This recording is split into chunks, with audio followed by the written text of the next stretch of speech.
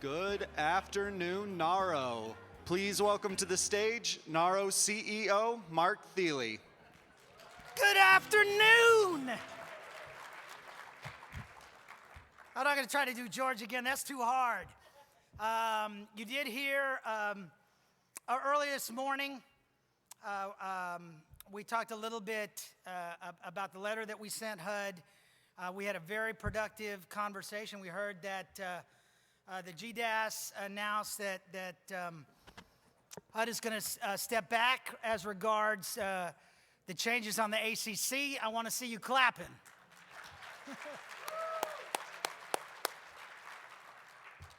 So it's so good to see y'all. Sometimes it's hard for me, like right when I came up, y'all are enjoying each other's company, right, again? And I'm going, do I even want to talk? They are having so much fun. It is, so great to see you.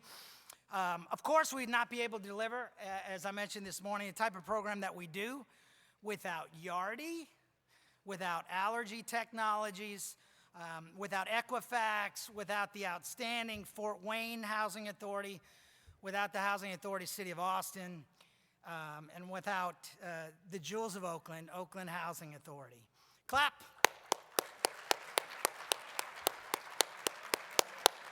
Thank y'all. And have you found a minute yet?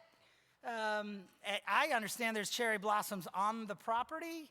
So again, I know we've been jam-packed, so please do find some time over the next couple days to take just a minute for yourselves. Housing America.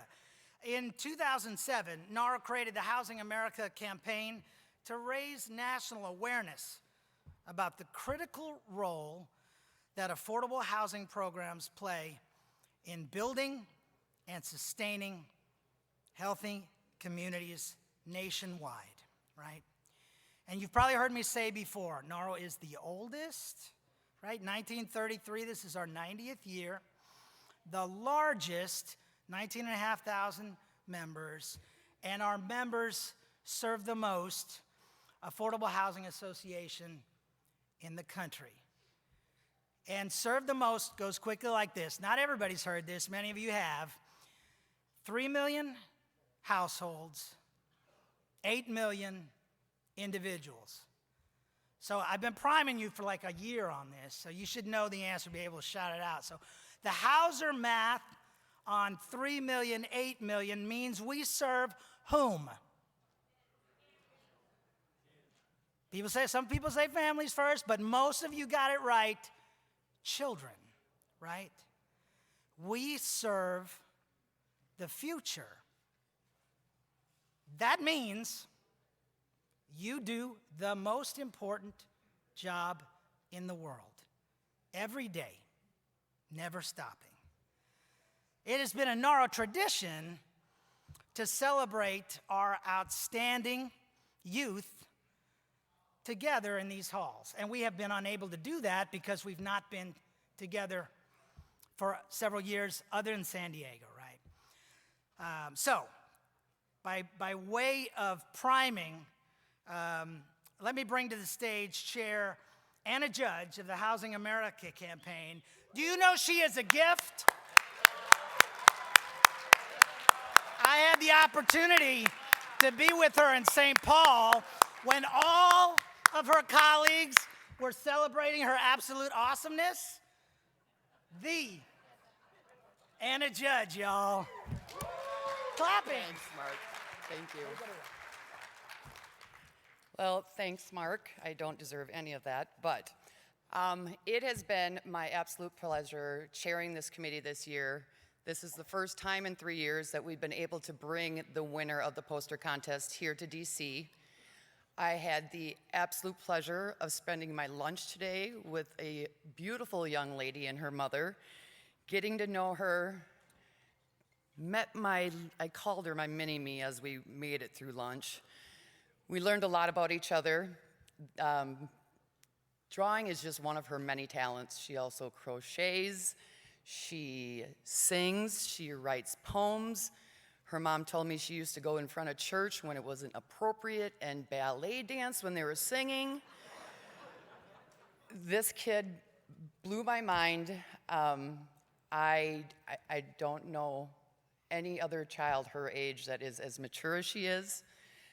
We learned that we are both middle children, and as she was talking, I looked at her, I'm like, you're a middle kid, aren't you? And she's like, yeah, how'd you know? I'm like, so am I. We're the troubled ones, the ones that needed the attention. So, we are kind of loud. I want you to remember this name because today is not going to be the last time you hear it or see it, because I'm sure in the future you're going to find her drawings or her poems somewhere. I'm going to get off the stage because y'all didn't come here to listen to me. You came here to meet her. Can I please get a round of applause for Ms. Yoreli Gonzalez Hernandez?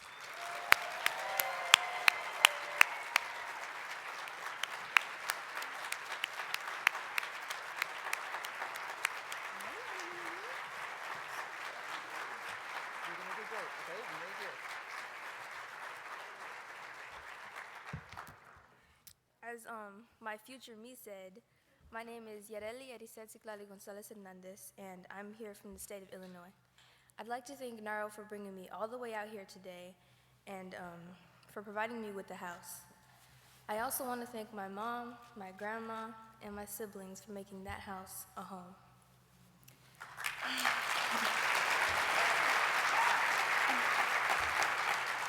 I had a dream that one day I'd be standing on a stage in front of an audience who really acknowledged me, and you guys did amazing with making that dream come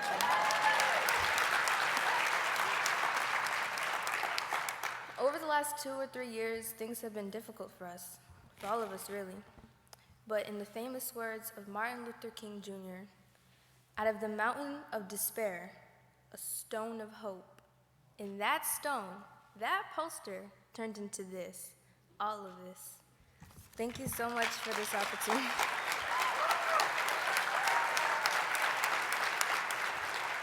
And just to remember, I'd like everybody to smile, please, because I need a selfie.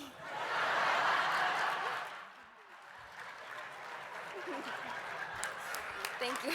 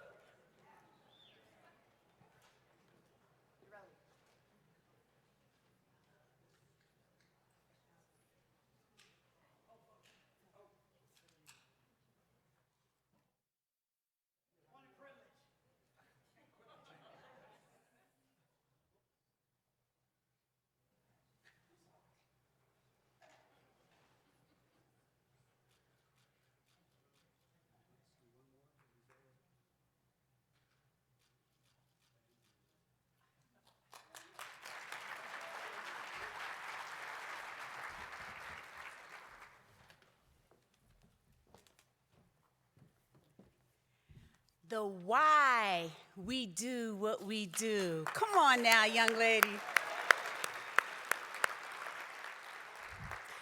Mama, if it's okay if she wants to leave Illinois and come to Oakland soon, she has a chance for a job, I'm just saying. And we're going to keep the momentum going. Again, National History Women's Month, a young queen rising. And I have the pleasure of introducing another. Secretary Marcia L. Fudge is the 18th Secretary of the United States Department of Housing and Urban Development. Throughout her career, Secretary Fudge has worked to help low-income families, seniors, and communities across the country. She believes our housing issues do not fit into a one-size-fits-all approach, and that we need policies and programs that can adapt to meet a community's unique housing needs. She is committed, as our secretary, to making the dream of homeownership and the security and wealth creation that comes with it a reality for more Americans. Underneath our secretary's leadership, the Department of Housing and Urban Development will work to eradicate the growing homelessness issue, put an end to discriminatory practices in the housing market, and ensure that fair housing rules are doing what they are supposed to do, opening the door for families who have been systematically locked out for generations. She has helped to support us during our Challenges of being first to respond through COVID because we are essential, and housing authorities across the nation have made sure that we've cared for our communities in solidarity with the focus on the resident. And so please welcome our Secretary, my soror, Secretary Marsha Fudge.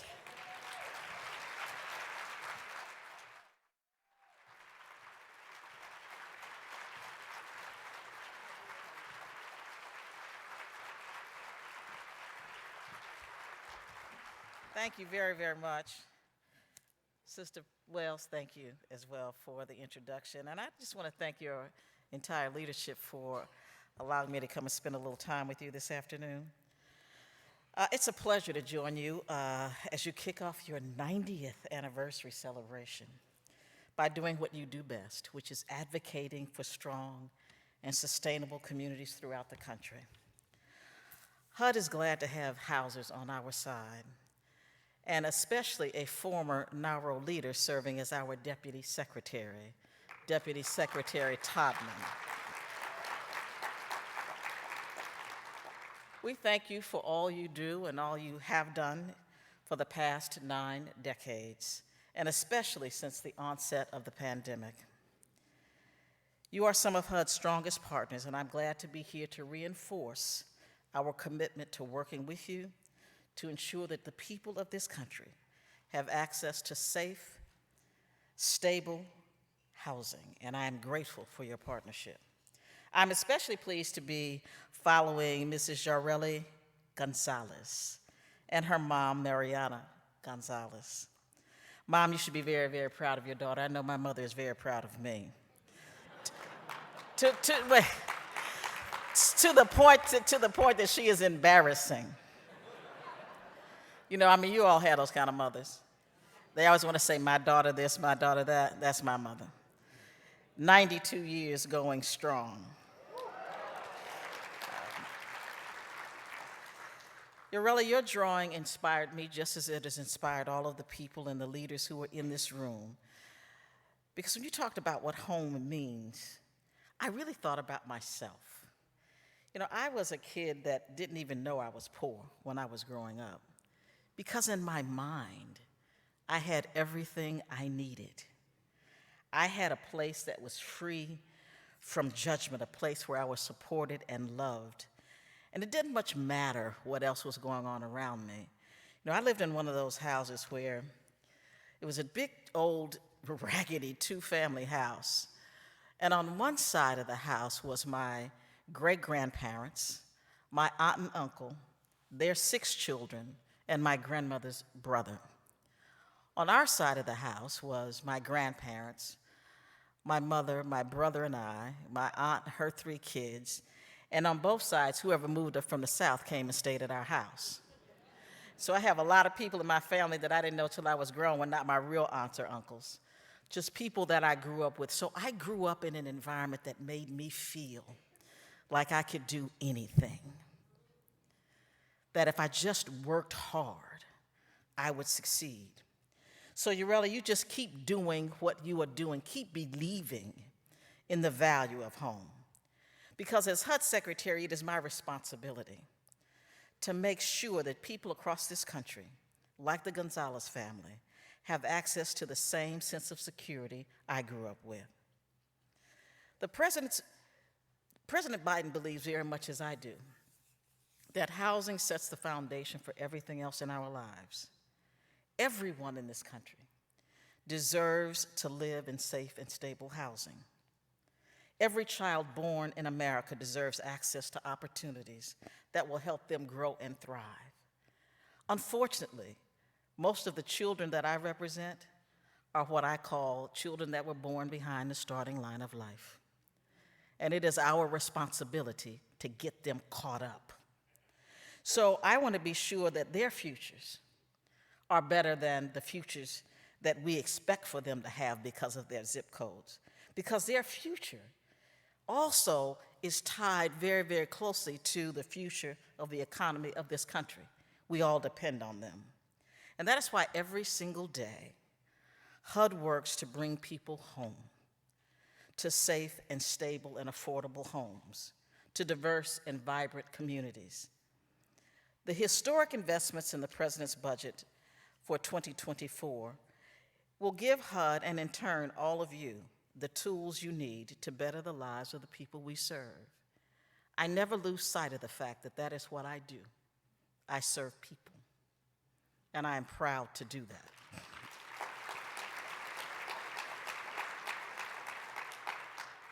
The budget requests $73.3 billion, which is $1 billion more than we received in 2023, to lower housing costs, to boost housing supply, to improve access to affordable rental options and home ownership, and advance efforts to end homelessness. I know I talk about homelessness a lot as I travel the country, but it is a crisis in this country, as is the lack of affordable housing and so many other things. We have to start to deal with people who are just barely making it in this country. And if we do not, we will have failed as a nation. On top of that, the President has requested $104 billion in new mandatory affordable housing investments to incentivize local governments and to expand housing supply and increase housing choice. For the first time ever, the mandatory proposals include funding for public housing preservation. It's going to get better. The President's office says that a budget is a value statement, and the 2024 proposal makes clear that the Biden-Harris administration values safe and affordable housing for all, including public housing. We value public housing because it is critical to our work to preserve, build, and create innovative solutions to our nation's housing supply issues. We believe investments in public housing are investments in people, including those who have historically been left behind or left out. 1.7 million people live in public housing, and more than half of those households are led by people with disabilities or seniors. Just as everyone else, they deserve housing that is safe, healthy, and sustainable. So under the President's proposal, the Public Housing Fund will receive $8.9 billion, giving you the resources necessary to operate, maintain, and improve critical housing stock. That more than $8 billion request sets aside $5 million for operating costs, $300 million for site-based capital improvements and distressed public housing, and then there's an additional $7 billion for very distressed public housing. The President is not messing around with this budget. He is really not. And I just say that these grants will allow us to just chip away at the major needs in our public housing sector, while also giving us the opportunity to make the country's most affordable housing energy efficient and climate resilient. To take it one step further, I was saying the budget proposes a one-time $7.5 billion mandatory investment in the capital needs of the most distressed housing properties across the country. We know we have not done a good job, so nobody has to tell us that. We have not invested in any kind of housing at the rate we should, but especially in public housing. And so we are trying to do the very best we can to let you know how much we understand it and what the urgency is that exists to make us do the work that we should have done a very, very long time ago. There will be $85 million for competitive grants to reward states and local and regional jurisdictions that make progress in removing barriers to affordable housing. We know that when you go into a community and they tell you that you have to have a certain kind of building material, you have to have so much space, you have to have so much land, what it does is it adds to the cost of building affordable housing to the point where you can't build it anymore. The home builders are telling me that regulations add almost 40% of the cost of a home today. 40%. And so we have to start to talk to people who, as much as they may be nice people, don't want us in their backyards. We have to find a way to say to them that if we are to be a nation that cares about our neighbors, we have to find ways to build more housing in communities that we have been excluded from for far too long. So there's $85 million for a competitive grant program. There's another $258 million to support more than 2,000 units of new permanently affordable housing for the elderly and persons with disabilities. We value housing that is accessible to our country's most vulnerable and disadvantaged populations. So I thank you for the work that you have done to lease up emergency housing vouchers. Those efforts would not have been successful had it not been for you and the work you do.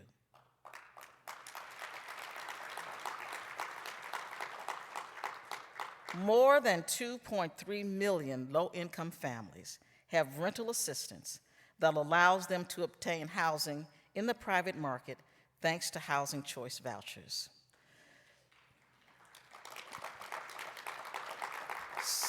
So the $32 billion the president is requesting for housing choice vouchers will allow us not only to maintain the services for those who we are currently assisting, but it will allow us to expand by an additional 50,000 households. Through the budget, the president is taking steps to ensure populations that are acutely vulnerable, those who are susceptible to homelessness, have access to safe, affordable housing.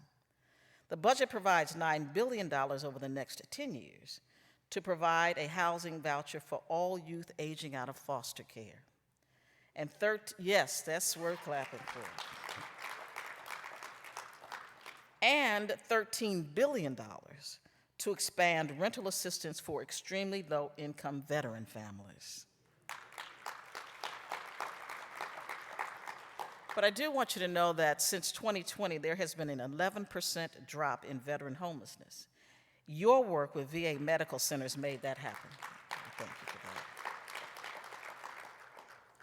that. HUD's voucher programs are critical to our core value of doing all that is possible to prevent homelessness and to ensure that in this country you can have access to housing, and the president's budget reflects just that. But let me be clear about one other thing. The Biden-Harris administration values fair housing. The president's budget provides $90 million to support state and local fair housing enforcement organizations and to further education, outreach, and training on rights and responsibilities under the fair housing laws. This complements work that is already underway to promote fair housing, including our proposed rule on affirmatively furthering fair housing. As you know, that comment period is open now on the proposed rule, and I hope that you have gotten an opportunity or a chance to provide comments and help us make the rule stronger. Edgar Guest writes these words: "Success is failure turned inside out. The silver tint of clouds of doubt. You can never tell how close you are. It may be near when it seems so far. So stick to the fight when you're hardest hit. It's when things seem worse that you must not quit. It is our work that we must not quit."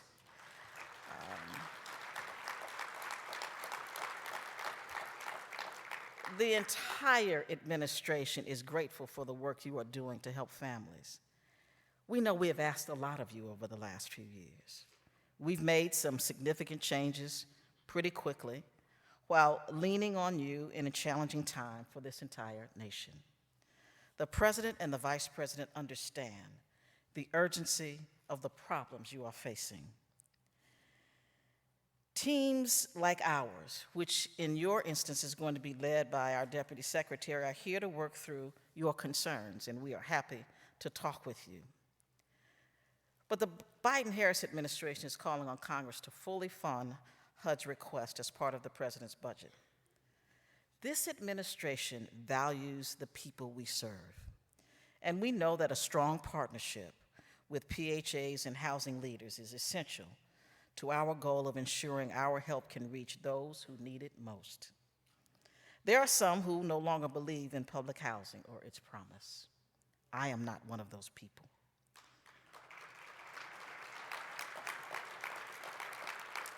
We cannot give up on public housing. We are long overdue to address the issues you face. You have experienced long years of underinvestment and neglect from your federal partners. Under the Biden-Harris administration, HUD looks to partner with you and help change that. I know how hard it is to work with the government, because I work for the government. I know we don't make things easy, because if it's not the alphabet soup, it's something else. We make it so difficult because none of us work together, we work in silos, and we don't communicate in the English language. But we are trying. We really are trying. We want to provide to you the assistance that we think you need so that we can work with our field offices and support and give you the support and resources that you need. Help us to help you so that more children like Yoreli and hardworking families like hers can know the safety and security of home. The people of the United States are counting on you. And I'm going to leave you with the words of one of my very favorite poets, who's Langston Hughes. And Langston Hughes writes, "Well, son, I'll tell you, life for me ain't been no crystal stair. It's had tacks in it, and splinters, and boards torn up, and places with no carpet on the floor, just bare. But all the time I've been a-climbing, and reaching landings and turning corners, and sometimes going in the dark where there ain't been no light. So boy, don't you turn back. Don't you sit down on the steps, 'cause you finds it kinda hard. Don't you fall now, for I still going, honey. I still climbing, and life for me ain't been no crystal stair. I know life for you has not been a crystal stair, but we need to keep going. We need to keep climbing and turning corners and hitting landings until we get this right. So I know life for the people we serve ain't been no crystal stair either. So let's just do our part. We might not be able to do it all, but I'm gonna do all I can while I can. And I thank you for helping me do just that. Thank you.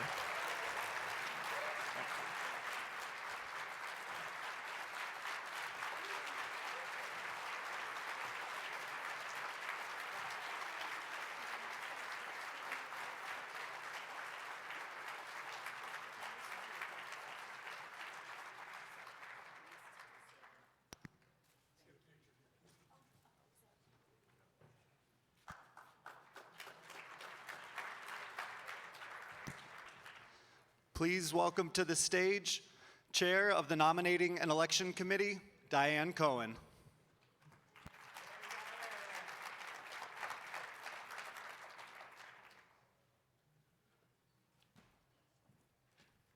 Well, that's a tough act to follow. Good afternoon and welcome to a conversation with the candidates.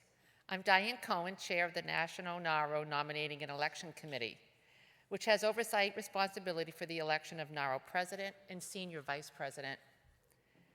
The NAHRO membership will elect a President and Senior Vice President this fall. Last year at NAHRO Conference in San Diego, 2 associates announced their candidacy for NAHRO President and Senior Vice President, George Guy and Sean Gilbert, respectively. George Guy is CEO, Executive Director of the Fort Wayne Housing Authority, and is a passionate servant leader in the affordable housing industry. He currently serves as NAHRO Senior Vice President and has previously held several leadership roles within the organization, including President of the North Central Regional Council and President of Indiana NAHRO. George. Sean Gilbert is the Executive Director of the Morristown Housing Authority, soon to be Tennessee Valley Housing Services. He has been a dedicated housing leader for 25 years. He serves on NAHRO's Board of Ethics and Credentialing Trustees and the Strategic Planning Advisory Committee. He is past president of the Southeastern Regional Council and a proud NAHRO Fellow.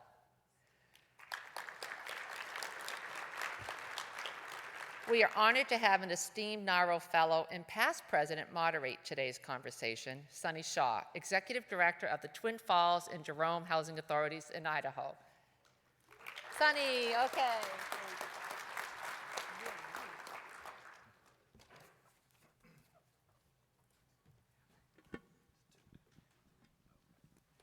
The trick is always to be able to get these turned on. So let me just share that I am so happy to be on the other end of this and asking the questions. And so, you know, even Sean earlier was like, hey, what are you going to ask us? So I think that that is a really innovative way to try to get a leg up on your competition, right? So although we recognize that George and Sean, neither one of them have an opponent at this point, but you still got to run a race like there's other people in it with you. And so we're going to go into a question and answer forum with some questions that I have prepared. And then there are going to be some NAHRO staff walking the halls or the aisles to collect questions from you as well. So if you have any questions that you would like to ask of the candidates, go ahead and send them on up through the NAHRO team, and we can see if we can get time to ask them also. I'm also going to let you know, Mr. Wong, I cannot see you. Yeah, okay, because the lights are so bad up here, I don't know if the candidates can. So our first question, and George, I'm going to ask you this first because we're going to give Sean a little break. He's the newbie on the stage with the questions, and you're a pro.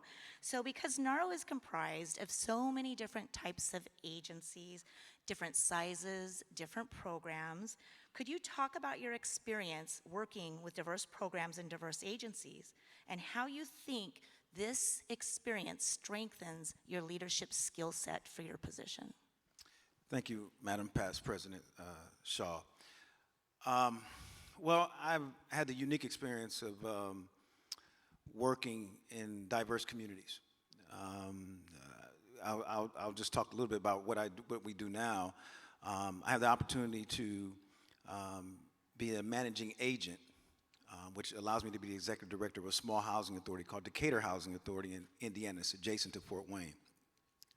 And because of that experience, because we had to make a decision that we did not want to turn those vouchers, we didn't want to absorb those vouchers. We wanted to keep that in that community because it's important, because they have their own identity. Although they're close to Fort Wayne, they have their own identity. But going back, that didn't start then. That really started, my career has always been in dealing with children and families that have come across situations in their lives and trying to come up with solutions as to resolve those from a micro level and as a macro level. And we've done that by collaborating with different agencies in the community. So not just working with the people, we've also been able to establish relationships in communities to make sure that we understand the work that we're trying to do on behalf of all of the community, and understand the importance of everyone getting to where they need to be at, and understanding how do we come up with equitable solutions for them to do that. That's fabulous, George. Thank you. And we do have the timekeeper down there that's making us all a little anxious. So the same question to you, Sean. Like George, I know that you have worked with some diversity in the agencies you've served in communities. Could you speak to a little bit with your experience and how it's enhanced your skills? Sure. I've really been blessed to have worked at all different size agencies in different areas. I worked in Kentucky for years and years in an agency that had less than 1,000 units, less than about 700 units, Section 8 and public housing, and we were able to expand that portfolio.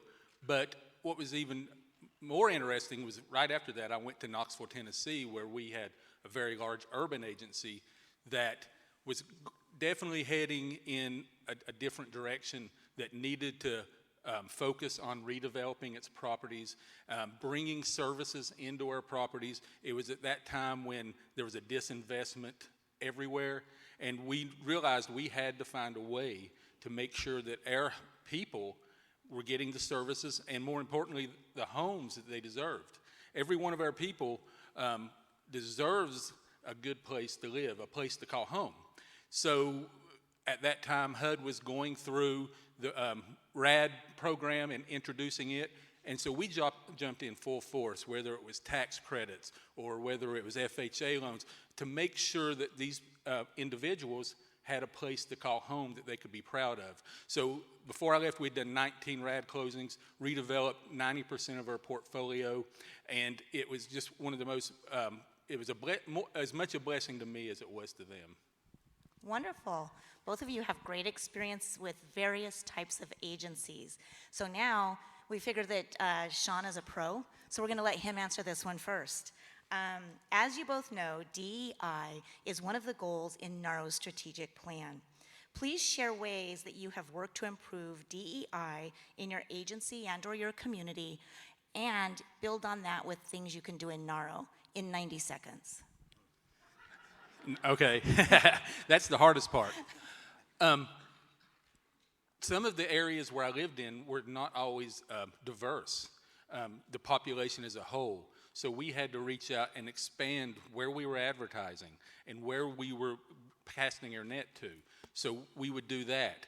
But we would also look into the face of our organization and who we were hiring. Where I'm at now is the Latino population is growing. So we're hiring translators. I can't speak Spanish. So I got to be able to talk to our constituents and our residents so they know the expectations that they should have for us, and vice versa, because we want to do everything we can to make sure that we reflect our community and that we are providing them with the services that they need, because if you're not from that population, it's hard. I don't want to cast my thoughts onto what they need. I need to hear from them what they need, and then we're going to do our daggondest to get it for them. Making big changes in your community, I also think Andy needs to teach you Spanish.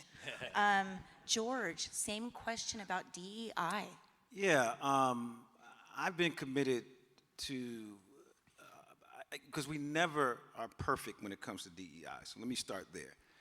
I've been committed through the process of DEI as part of my career, and DEIB, should I say. And I say DEIB because I had to learn that was an addition to DEI, because it wasn't enough.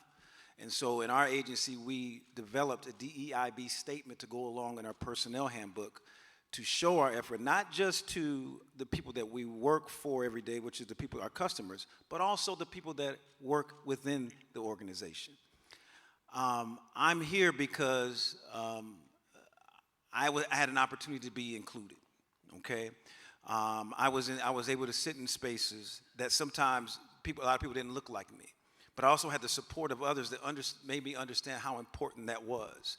So I think it's important that not when we just talk about race and those type of things, but also the work that we do when it comes to dealing with other elements in our communities. I think we're in a unique position to deal with folks that are homeless. We're talking about folks that are suffering from bloodborne pathogens like AIDS and those type of things. We can talk about equity for all that have been disadvantaged. I'm here today because of that work that I've been able to do, and so I'm committed to that work, and I'm committed to make sure that the work that has already been done in our organization, that we continue to do that and look at the systems as well, because we got to take it a step further and also look at the systems. Not just, again, I know that's stop, okay, I'm sorry. But can I finish this statement? I think this is important. Please do, yes.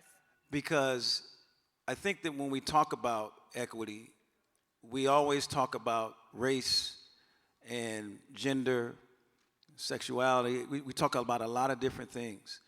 But sometimes we need to talk about some of the equity that deserves to be in some of the communities, where you're talking about rural communities and also urban communities. This equity word is big. I know it's only small in terms of the amount of letters, but it's big. And I think this ongoing, we just got to do a little bit more, always trying to learn and do better at it. Thank you. And I think that we can see that we have two really good examples of walking the walk. So you would be really good models and mentors for many of us in that regard. So I would like to ask you, and we're going to go back to you, George, what do you believe is the biggest threat to our industry or our members, and what would you do to address that during your term? Well, I think that we have a lot coming at us at once. I think we just came out of a pandemic, and a lot is being thrown at us to handle and do, and deadlines and those type of things. So I think that's the first thing. I think there's a disconnect still that disconnect in terms of our relationship with HUD and understanding what we do and how those things can be administered when you talk about the burdens of trying to get these regulations, address the regulations. But I think that local flexibility is what we need. I think that locally we understand what the needs of our communities are. I think that if we had a way to get local flexibility, we'll be able to address some of the needs in our community and hopefully be able to transform our communities by working and partnering with the agencies that are there. Great. And Sean? I agree with everything George said, but I would even go further to state that we are suffering a serious lack of housers that have gray in their hair, like I do, that are leaving. And we need to reach out to our young professionals and make sure that, and educate them and let them know, once you get housing in your blood, it doesn't leave. You want to do the service for others. You look at the private side and you're thinking, how can they do that when you can be here helping people? And we need to have them in this room.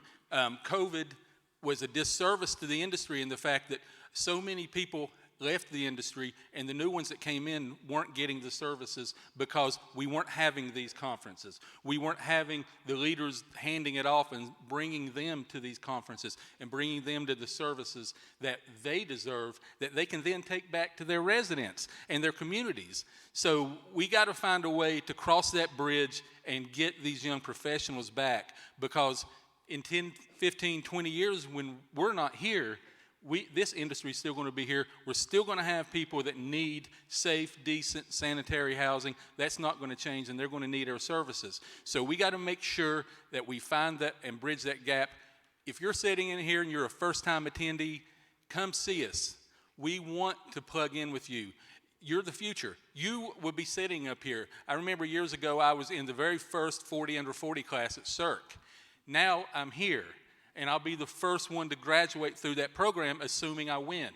And that's something I'm proud of, because you start and then you work through and you see the fruits of your labor, and everything we do is for others, and that is really why I'm in this and why I'll never leave it.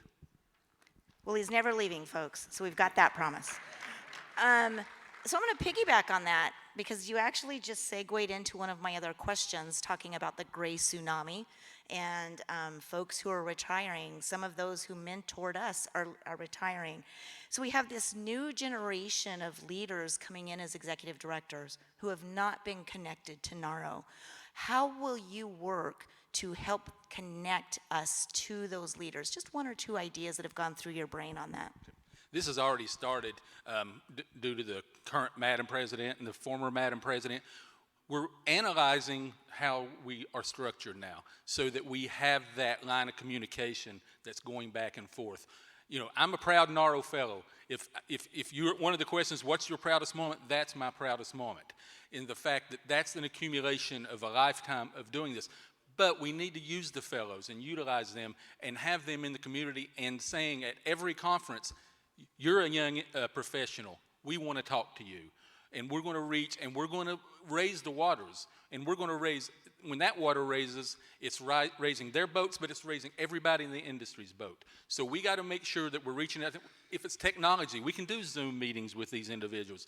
You know, the younger generation, they want that interaction. They want to be able to do it from home. We got to be able to find that. You know, they have children. You know, we got to find a way to bring the children with them and have more fun things, an ice cream social or something by the pool with the kids or whatever it is. But we need to make sure that we are finding ways to do that. Can you read the question? Absolutely. So, Such a good answer.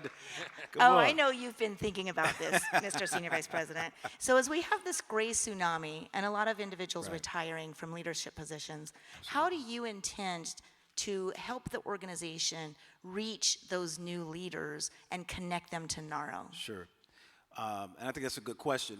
You know, last conference, the fellows put on a session that was probably one of the more well-attended.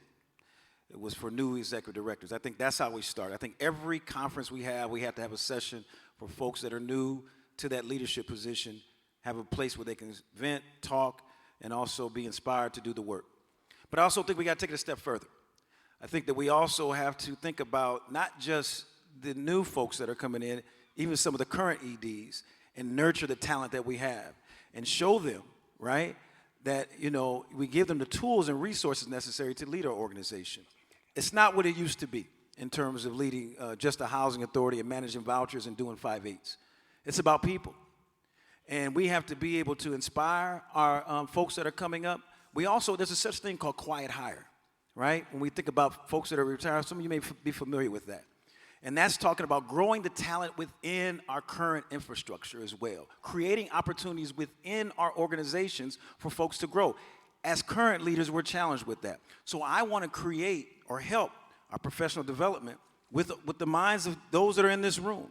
Collaborate. How do we create opportunities within our organization to help executive directors and organizations build on the emerging leaders we have within our industry? That will transform communities, it will transform the industry, and that's what we need to take us to the next level. Fabulous. Okay, it looks like we have time for a few more questions. And so this is going to be a quick and easy one because it's fun in my mind to get to see the humorous side of our leaders. Could you comment on each other's tie in like 5 words? 5 words. Yeah. You want to go first or me? Yours is pretty cool. I can't pull off the bow tie. There you go. Listen, what that says about Sean, if you know Sean, a lot of personality, right? He's got the school bus on there. He's got the track there. I'm seeing some STEAM stuff going on there too. Do not stop on tracks. Sean is who he is. This is who you are, your personality. Colorful, open to everyone. Don't take yourself too serious. That's who right. you are. Those are great. That's fun. Okay, so this is a great question from our audience. HUD is over-regulating PHAs, and it needs to stop, with an exclamation point. How will you help lead the fight to stop the over-regulation, which is hurting so many? And I think we're going to have George go first. Yes, so listen, and that's a good question. I think our CEO, Mark Thiele, has been working tirelessly on that, leading the effort in terms of our associations when it comes to letters, joint letters on behalf of all of the associations to HUD. And you heard Secretary Fudge talk about that, and she responded to that. That means something. I think that we have to vocalize and be empowered to say just that. But we also have to find opportunities to partner as well. We can fight, right? I love a good fight. I grew up in public housing, right? I know how to fight. But we also have to, when we think about that word equity, we also have to understand that they have a job to do, and we have to figure out how do we get them to understand and relate to what we have to do. So I do think that we have to find some opportunities, as though we know that they're going to continue to do their job. But how do we find opportunities to collaborate, to think about things that can go beyond beyond just such the regulations and even the funding, so we can create opportunities in our own community? I think that we have some things here within our organization. I was attending the CR&D meeting. I heard so much innovation that they're doing locally in some of those communities in that committee. And I think it's happening across all communities. We just have to find a way to, when we're talking to HUD, we have to find a way to leverage our resources to come up with the right types of tools and resources to combat some of the things that HUD is coming out. At the same time, continue to fight. Thank you. What do you have to say to that, Sean? Collaboration, that's the word. I mean, we got to be able to collaborate with ourselves, with their partners across the spectrum in DC. I know that that's what Mark's been doing, and that's so important because they might have access and reach that we don't. We have access and reach that they don't. We need to be nimble and use our people and use our agencies that have these contacts. And then when we're ready, when they do something crazy like the ACC, we got to be ready to strike. We got to be nimble. We got to be like a cobra, and we got to be able to have that network that we're going to reach out and say, okay, you have a contact in so-and-so's office, whether it's HUD or whether it's here. You know, the HUD staffers are usually just following marching orders. So we got to find out what those marching orders are and coalesce around that issue, but find the right people to put them in the room. We got to tell stories. We're not there asking for money necessarily. When we go before and we advocate, we need to have our commissioners and our residents telling that story that doesn't necessarily sound the same coming from us as executive directors. So just being nimble and finding the way and finding the pressure points. I know my wife knows my pressure points and how to get me to shut up. So, and we need to be able to find the pressure points that can affect both our representatives and HUD. So I'm going to piggyback on that. Both of you mentioned partnerships and collaboration. In what areas does NAHRO need to strengthen its partnerships or its collaborations? And Sean, it's your turn to go first. We have so many partners that come to our conferences, and there are vendors and they're people that are out in the community, whether it's our software people or it's our supply chain people. Those people depend on us for their monetary well-being. They depend on our residents for their monetary well-being. It behooves them to advocate for us. We got to find ways to get them involved with our cause, because if they think about it, our cause is their cause, because the dinner that their kids are having that night is because of what we're purchasing from them. So we need to have those people involved. We need to have our partners that are advocating for our residents more involved in here and at the table. Even when it's times that we don't necessarily agree with everything, we need that education for ourselves while we're educating for them, because ultimately our goal is the same as their goal. We want our residents and our communities to thrive, have the services they deserve, and we want to be the ones that carry that service to them. Nothing makes me feel better than to hand a key to somebody or to take a kid somewhere that he wouldn't be able to go if it wasn't for our services. So we need to continue that. We need to partner, and not just on the big scale, locally. Reach out to your boys and girls clubs. And when I was in Knoxville, they were on all my sites. It was the best partnership we had because we were affecting the youth. Senior Vice President Can you repeat George. the question again? I sure can. So you had both previously mentioned partnerships and Sure. collaborations. Right. And in what directions or areas do you think that NAHRO should strengthen Right. those? Listen, we have been fortunate at the Fort Wayne Housing Authority, and I'll just say this.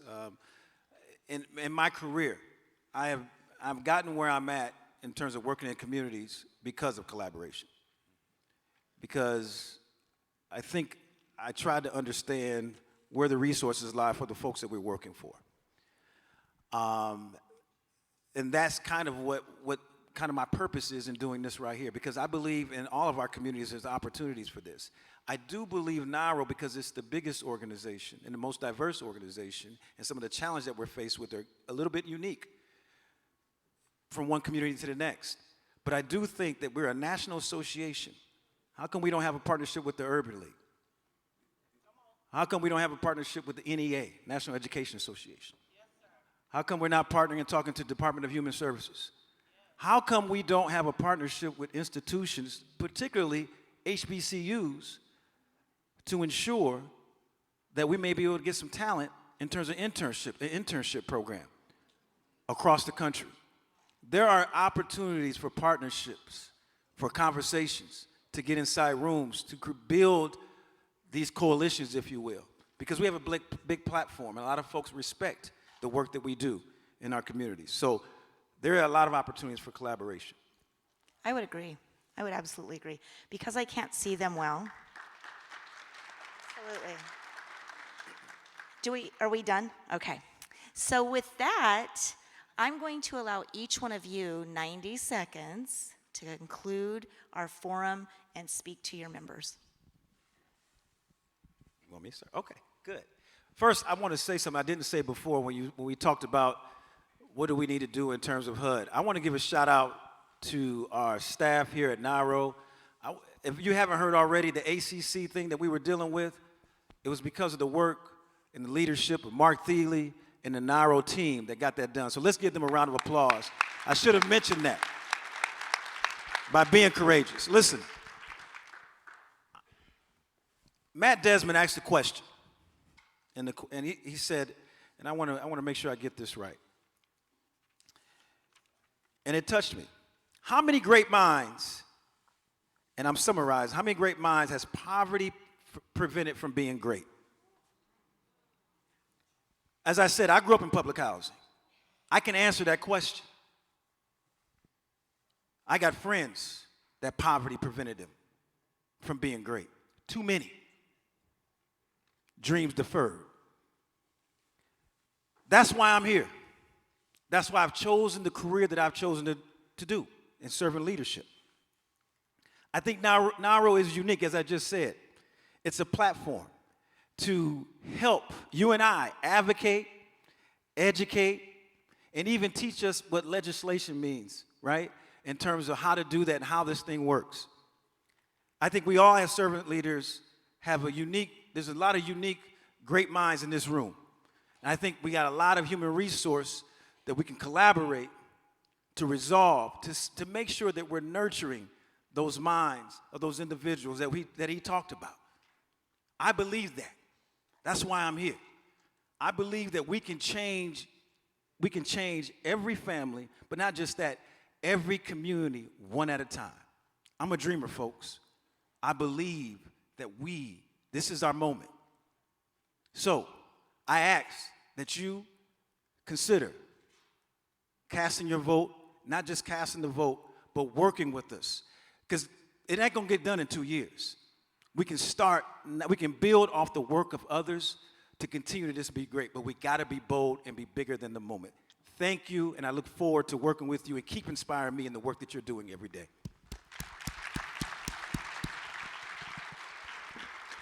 Well, I wasn't going to talk about it, but I do want to mention my tie.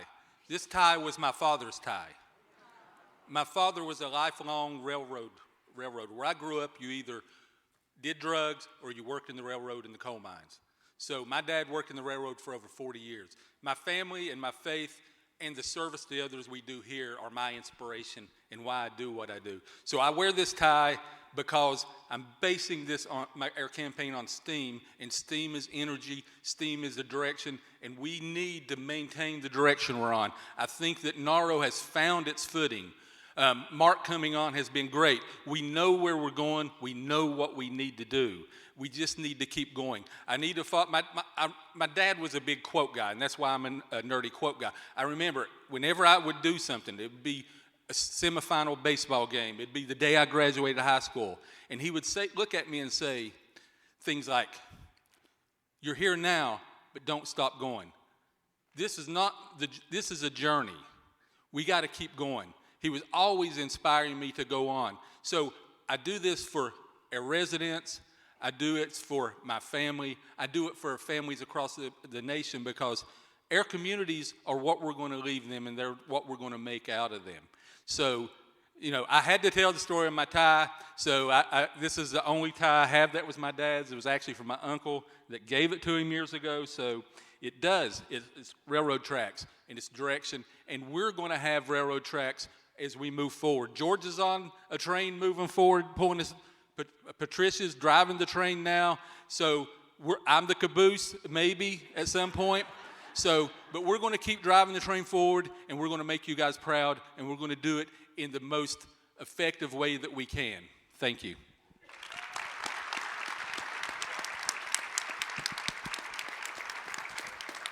Thank you, Madam Shaw and Messrs. Guy and Gilbert. NAHRO, get ready to vote. Voting is your NAHRO superpower. In accordance with the NAHRO Constitution, allied individual members and NAHRO associates may seek the office of President or Senior Vice President, and additional names will be placed on the election ballot if petitions requesting such action are submitted to NAHRO by August 7th. If there is more than one candidate for either office, all allied individual members and associates on record as of August 22nd will receive either an electronic or paper ballot in September. The results will be announced at the NAHRO Convention, National Convention and Exhibition, New Orleans, October 6th to 8th. See you then.